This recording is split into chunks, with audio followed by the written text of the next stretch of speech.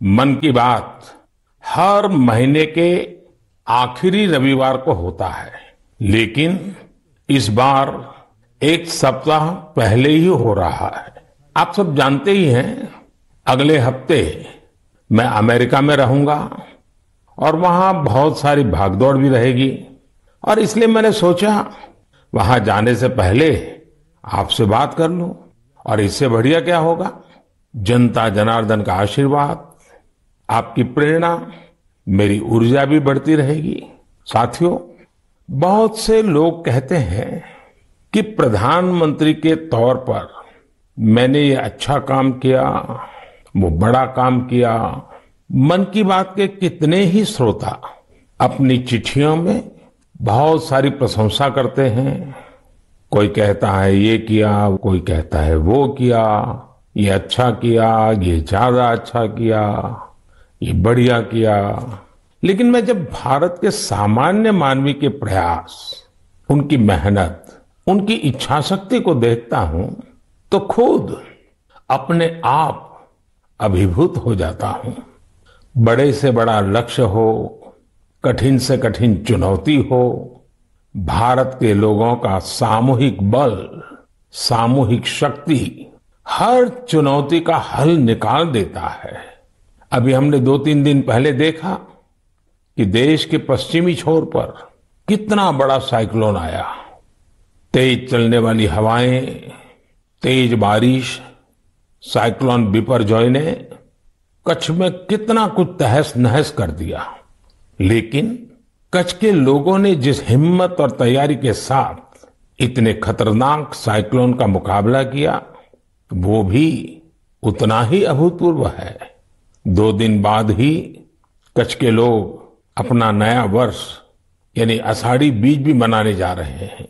ये भी संयोग है कि आषाढ़ी बीज कच्छ में वर्षा की शुरुआत का प्रतीक माना जाता है। मैं इतने साल कच्छ आता जाता रहा हूं, वहां के लोगों की सेवा करने का मुझे सौभाग्य भी मिला है और इसके लिए कच्छ के लोगों का हौसला और उनकी जिजीविषा के बारे में मैं अच्छी तरह जानता हूं। 2 दशक पहले के विनाशकारी भूकंप के बाद जिस कच्छ के बारे में कहा जाता था वो कभी उठ नहीं पाएगा, आज वही जिला देश के तेजी से विकसित होते जिलों में से एक है। मुझे विश्वास है साइक्लोन बिपरजॉय ने जो तबाही मचाई है, उससे भी कच्छ के लोग बहुत तेजी से उभर जाएंगे। साथियों, प्राकृतिक आपदाओं पर किसी का जोर नहीं होता, लेकिन बीते वर्षों में भारत ने आपदा प्रबंधन की जो ताकत विकसित की है, वो आज एक उदाहरण बन रही है। प्राकृतिक आपदाओं से मुकाबला करने का एक बड़ा तरीका है प्रकृति का संरक्षण। आजकल मॉनसून के समय में तो इस दिशा में हमारी जिम्मेदारी और भी बढ़ जाती है। इसीलिए ही आज देश कैच द रेन जैसे अभियानों के जरिए सामूहिक प्रयास कर रहा है। पिछले महीने मन की बात में ही हमने जल संरक्षण से जुड़े स्टार्टअप्स की चर्चा की थी। इस बार भी मुझे चिट्ठी लिखकर कई ऐसे लोगों के बारे में बताया गया है जो पानी की एक एक बूंद बचाने के लिए जी जान से लगे हैं। ऐसे ही एक साथी हैं यूपी के बांदा जिले के तुलसीराम यादव जी। तुलसीराम यादव जी लुकतरा ग्राम पंचायत के प्रधान है। आप भी जानते हैं कि बांदा और बुंदेलखंड क्षेत्र में पानी को लेकर कितनी कठिनाइयां रही है। इस चुनौती से पार पाने के लिए तुलसीराम जी ने गांव के लोगों को साथ लेकर इलाके में 40 से ज्यादा तालाब बनवाए हैं। तुलसीराम जी ने अपनी मुहिम का आधार बनाया है खेत का पानी खेत में, गांव का पानी गांव में। आज उनकी मेहनत का ही नतीजा है कि उनके गांव में भूजल स्तर सुधर रहा है। ऐसे ही यूपी के हापुड़ जिले में लोगों ने मिलकर के एक विलुप्त नदी को पुनर्जीवित किया है। यहां काफी समय पहले नीम नाम की एक नदी हुआ करती थी। समय के साथ वो लुप्त हो गई, लेकिन स्थानीय स्मृतियां और जन कथाओं में उसे हमेशा याद किया जाता रहा। आखिरकार लोगों ने अपनी इस प्राकृतिक धरोहर को फिर से सजीव करने की ठानी। लोगों के सामूहिक प्रयास से अब नीम नदी फिर से जीवंत होने लगी है। नदी के उद्गम स्थल को अमृत सरोवर के तौर भी विकसित किया जा रहा है। साथियों, ये नदी, नहर, सरोवर ये केवल जल स्रोत ही नहीं होते हैं, बल्कि इनसे जीवन के रंग और भावनाएं भी जुड़ी होती हैं। ऐसा ही एक दृश्य अभी कुछ ही दिन पहले महाराष्ट्र में देखने को मिला। ये इलाका ज्यादातर सूखे की चपेट में रहता है। 5 दशक के इंतजार के बाद यहाँ नीलवंडे डैम की कैनाल का काम अब पूरा हो रहा है। कुछ दिन पहले टेस्टिंग के दौरान कैनाल में पानी छोड़ा गया था।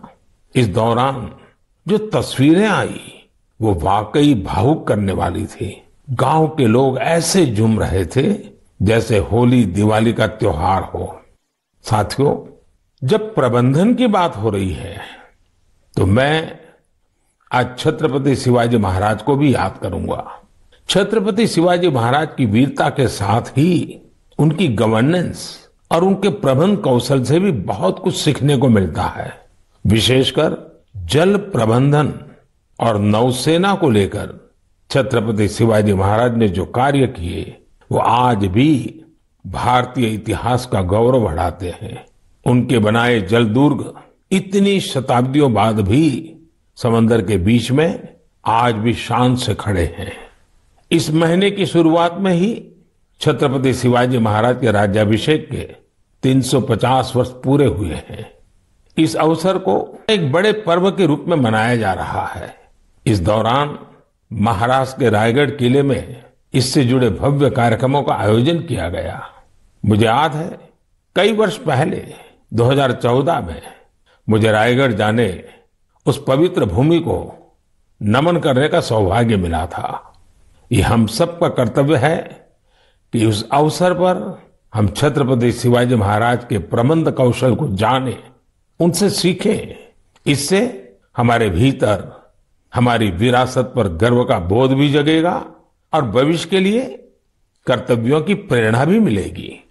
मेरे प्यारे देशवासियों, आपने रामायण की उस नन्ही गिलहरी के बारे में जरूर सुना होगा जो राम सेतु बनाने में मदद करने के लिए आगे आई थी।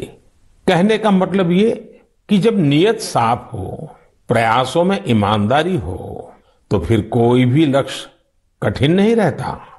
भारत भी आज इसी नेक नियत से एक बहुत बड़ी चुनौती का मुकाबला कर रहा है। ये चुनौती है टीबी की, जिसे क्षय रोग भी कहा जाता है।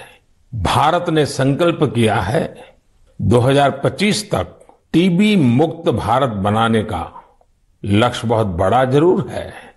एक समय था जब टीबी का पता चलने के बाद परिवार के लोग ही दूर हो जाते थे, लेकिन ये आज का समय है जब टीबी के मरीज को परिवार का सदस्य बनाकर उनकी मदद की जा रही है। इस क्षय रोग को जड़ से समाप्त करने के लिए निक्षय मित्रों ने मोर्चा संभाल लिया है।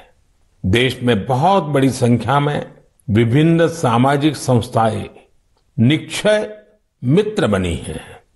गांव देहात में, पंचायतों में हजारों लोगों ने खुद आगे आकर टीबी मरीजों को गोद लिया है। कितने ही बच्चे हैं जो टीबी मरीजों की मदद के लिए आगे आए हैं। ये जन भागीदारी ही इस अभियान की सबसे बड़ी ताकत है। इसी भागीदारी की वजह से आज देश में 10 लाख से ज्यादा टीबी मरीजों को गोद लिया जा चुका है। और ये पुण्य का काम किया है करीब करीब 85,000 निक्षय मित्रों ने।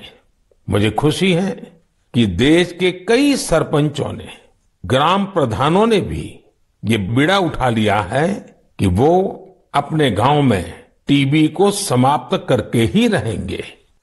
नैनीताल के एक गांव के निक्षय मित्र श्रीमान दिकर सिंह मेवाड़ी जी ने टीबी के 6 मरीजों को गोद लिया है।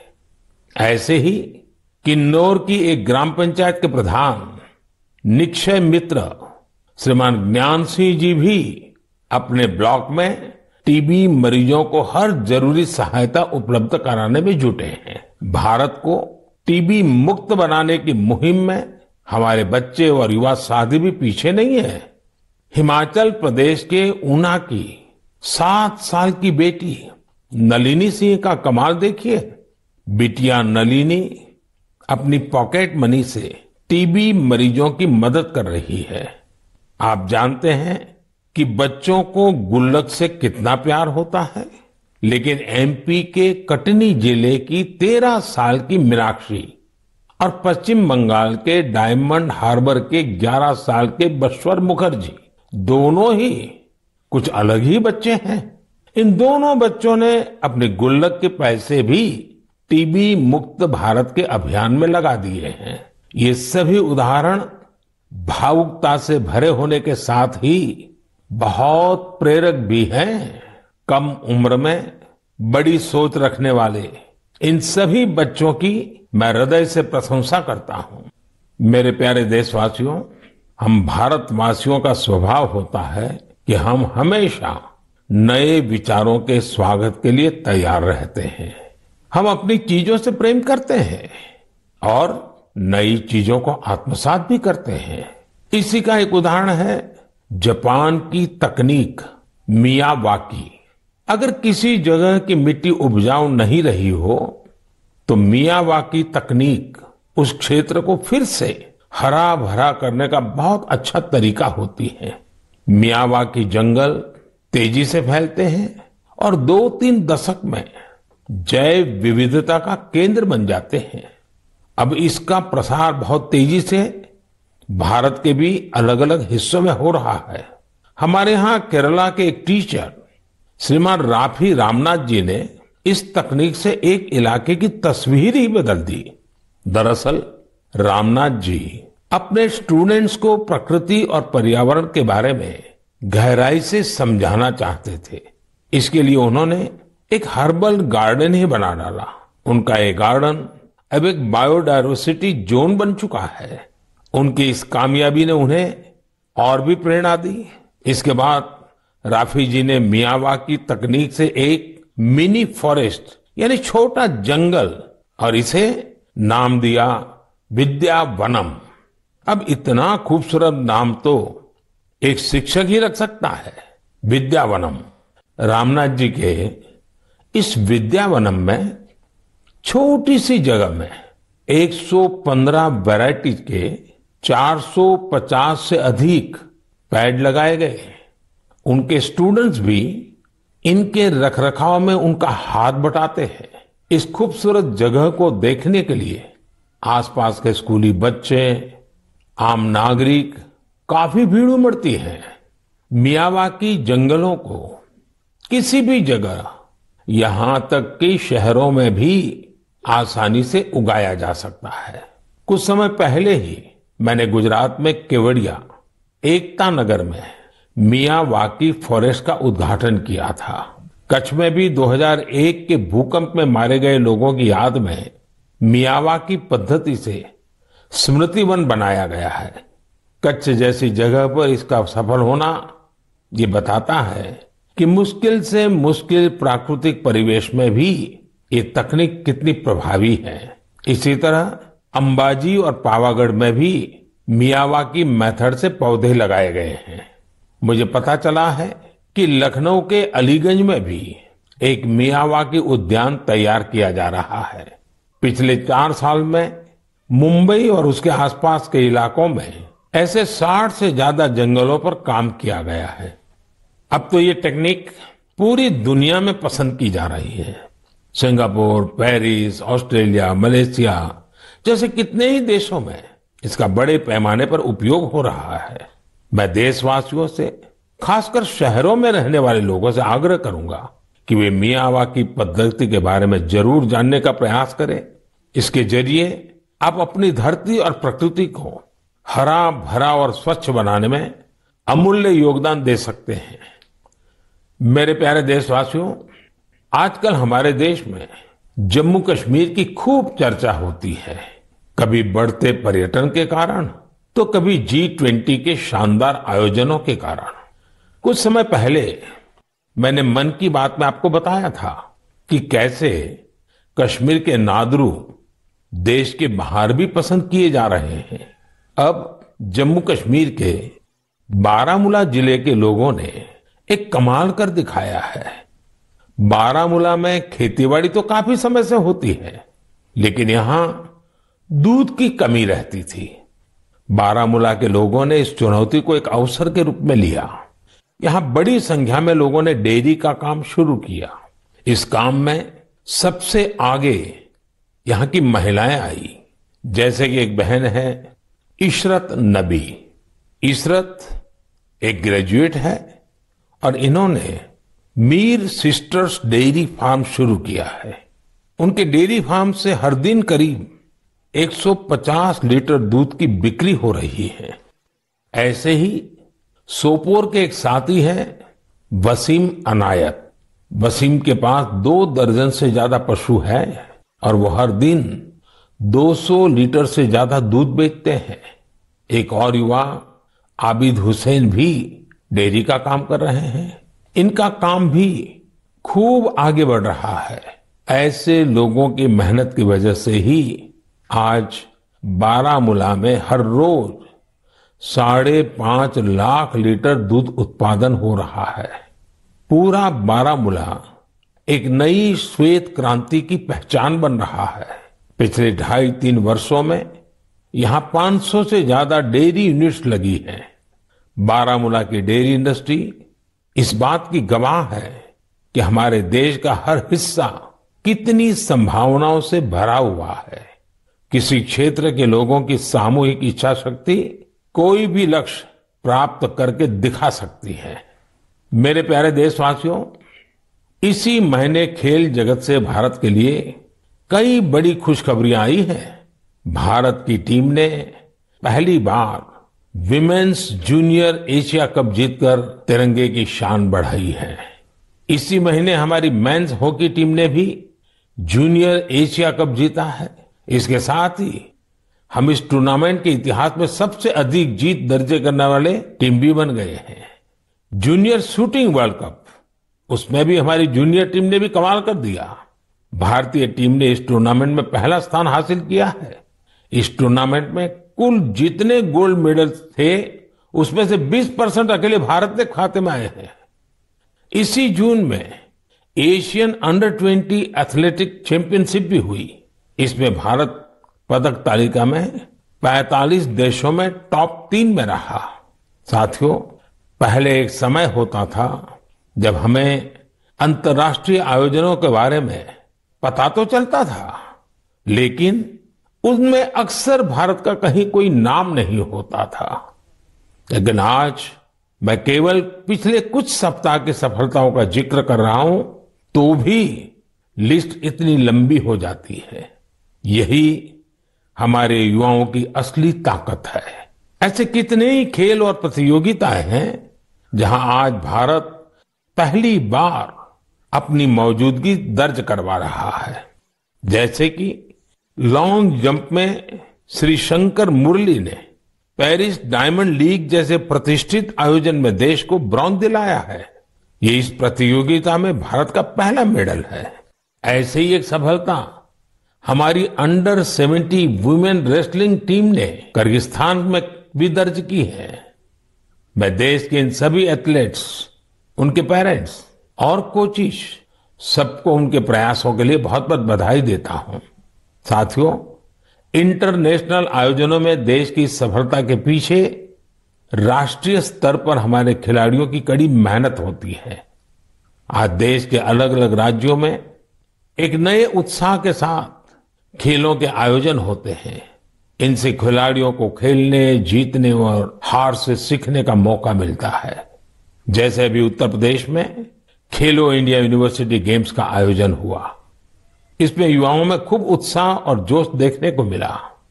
इन खेलों में हमारे युवाओं ने 11 रिकॉर्ड तोड़े हैं। इन खेलों में पंजाब यूनिवर्सिटी, अमृतसर की गुरु नानक देव यूनिवर्सिटी और कर्नाटका की जैन यूनिवर्सिटी मेडल टैली में पहले 3 स्थानों पर रही है। साथियों, ऐसे टूर्नामेंट्स का एक बड़ा पहलू यह भी होता है कि इनसे युवा खिलाड़ियों की कई इंस्पायरिंग स्टोरीज भी सामने आती हैं। खेलो इंडिया यूनिवर्सिटी गेम्स में रोविंग स्पर्धा में असम की कॉटन यूनिवर्सिटी के अन्यतम राजकुमार ऐसे पहले दिव्यांग खिलाड़ी बने जिन्होंने इसमें हिस्सा लिया। बरकतुल्ला यूनिवर्सिटी की निधि पवैया घुटने में गंभीर चोट के बावजूद शॉटपुट में गोल्ड मेडल जीतने में कामयाब रही। सावित्रीबाई फूले पुणे यूनिवर्सिटी के शुभम भंडारे को एंकल इंजरी के चलते पिछले साल बेंगलुरु में निराशा हाथ लगी थी, लेकिन इस बार वे स्टेपल चेस के गोल्ड मेडलिस्ट बने हैं। बर्दवान यूनिवर्सिटी की सरस्वती कुंडू अपनी कबड्डी टीम की कैप्टन है। वे कई मुश्किलों को पार कर यहां तक पहुंची है। बेहतरीन प्रदर्शन करने वाले बहुत सारे एथलीट्स को टॉप स्कीम से भी बहुत मदद मिल रही है। हमारे खिलाड़ी जितना खेलेंगे उतना ही खिलेंगे। मेरे प्यारे देशवासियों, 21 जून भी अब आ ही गई है। इस बार भी विश्व के कोने कोने में लोग अंतर्राष्ट्रीय योग दिवस का उत्सुकता से इंतजार कर रहे हैं। इस वर्ष योग दिवस की थीम है योगा फॉर वसुधैव कुटुंबकम, यानी एक विश्व एक परिवार के रूप में सबके कल्याण के लिए योग। यह योग की उस भावना को व्यक्त करता है जो सबको जोड़ने वाली और साथ लेकर चलने वाली है। हर बार की तरह इस बार भी देश के कोने कोने में योग से जुड़े कार्यक्रम आयोजित किए जाएंगे। साथियों, इस बार मुझे न्यूयॉर्क के संयुक्त राष्ट्र मुख्यालय यूएन में होने वाले योग दिवस कार्यक्रम में शामिल होने का अवसर मिलेगा। मैं देख रहा हूं कि सोशल मीडिया पर भी योग दिवस को लेकर गजब का उत्साह दिख रहा है। साथियों, मेरा आप सभी से आग्रह है कि आप योग को अपने जीवन में जरूर अपनाएं, इसे अपनी दिनचर्या का हिस्सा बनाएं। अगर अब भी आप योग से नहीं जुड़े हैं तो आने वाली 21 जून इस संकल्प के लिए बहुत बेहतरीन मौका है। योग में तो वैसे भी ज्यादा तामझाम की जरूरत ही नहीं होती है। देखिए, जब आप योग से जुड़ेंगे तो आपके जीवन में कितना बड़ा परिवर्तन आएगा। मेरे प्यारे देशवासियों, परसों यानी 20 जून को ऐतिहासिक रथ यात्रा का दिन है। रथ यात्रा की पूरी दुनिया में एक विशिष्ट पहचान है। देश के अलग अलग राज्यों में बहुत धूमधाम से भगवान जगन्नाथ की रथ यात्रा निकाली जाती है। ओडिशा के पुरी में होने वाली रथ यात्रा तो अपने आप में अद्भुत होती है।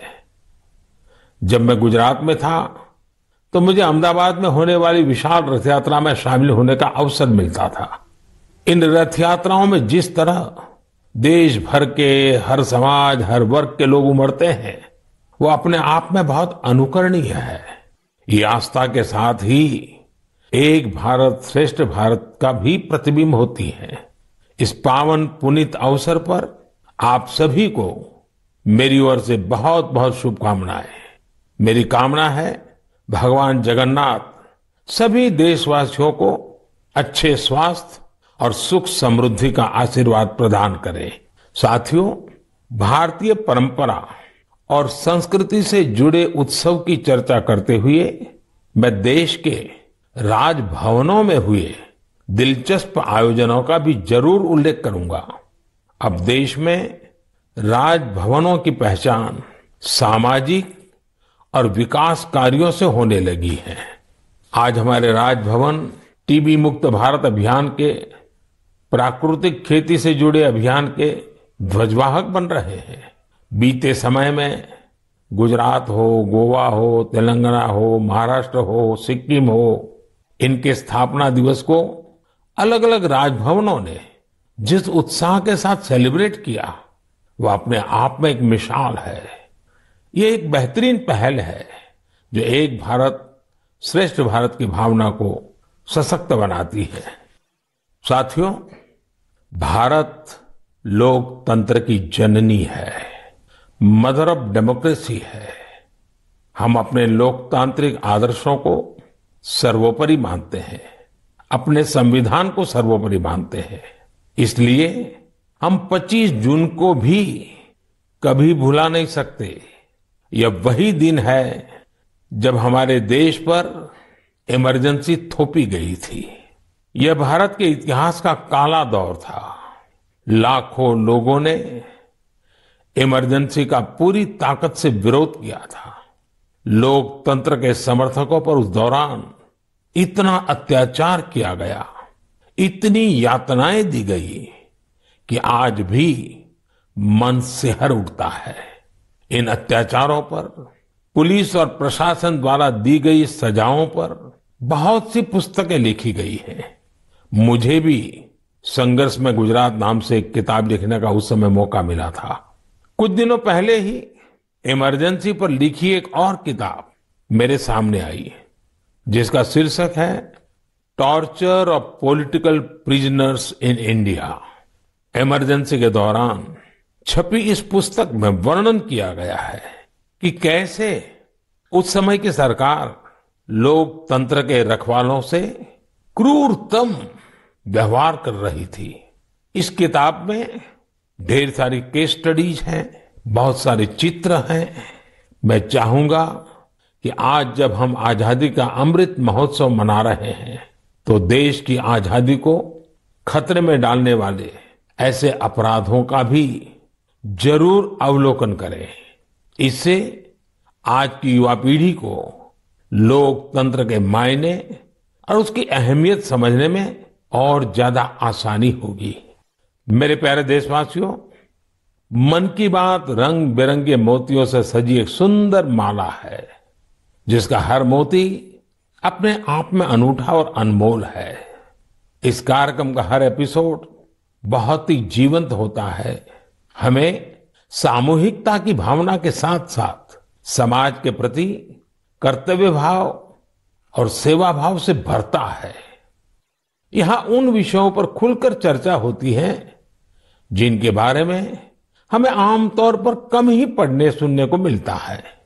हम अक्सर देखते हैं कि मन की बात में किसी विषय का जिक्र होने के बाद कैसे अनेकों देशवासियों को नई प्रेरणा मिली। हाल ही में मुझे देश की प्रसिद्ध भारतीय शास्त्रीय नृत्यांगना आनंदा शंकर जयंत का एक पत्र मिला। अपने पत्र में उन्होंने मन की बात के उस एपिसोड के बारे में लिखा है जिसमें हमने स्टोरी टेलिंग के बारे में चर्चा की थी। उस कार्यक्रम में हमने इस फील्ड से जुड़े लोगों की प्रतिभा को एक्नॉलेज किया था। मन की बात के उस कार्यक्रम से प्रेरित होकर आनंदा शंकर जयंत ने कुट्टी कहानी तैयार की है। ये बच्चों के लिए अलग अलग भाषाओं की कहानियों का एक बेहतरीन संग्रह है। यह प्रयास इसलिए भी बहुत अच्छा है क्योंकि इससे हमारे बच्चों का अपनी संस्कृति से लगाव और गहरा होता है। उन्होंने इन कहानियों के कुछ इंटरेस्टिंग वीडियोस अपने YouTube चैनल पर भी अपलोड किए हैं। मैंने आनंदा शंकर जयंत के इस प्रयास की विशेष तौर पर इसलिए चर्चा की क्योंकि ये देखकर मुझे बहुत अच्छा लगा कि कैसे देशवासियों के अच्छे काम दूसरों को भी प्रेरित कर रहे हैं। इससे सीखकर वे भी अपने हुनर से देश और समाज के लिए कुछ बेहतर करने की कोशिश करते हैं। यही तो हम भारतवासियों का वो कलेक्टिव पावर है जो देश की प्रगति में नई शक्ति भर रही है। मेरे प्यारे देशवासियों, इस बार मन की बात में मेरे साथ इतना ही। अगली बार नए विषयों के साथ आपसे फिर मुलाकात होगी। बारिश का समय है, इसलिए अपने स्वास्थ्य का खूब ध्यान रखिए, संतुलित खाइए और स्वस्थ रहिए। हाँ, योगा जरूर कीजिए। अब कई स्कूलों में गर्मी की छुट्टियां भी खत्म होने को है। मैं बच्चों से भी कहूंगा कि होमवर्क लास्ट दिन के लिए पेंडिंग ना रखें। काम खत्म करिए और निश्चिंत रहिए। बहुत बहुत धन्यवाद।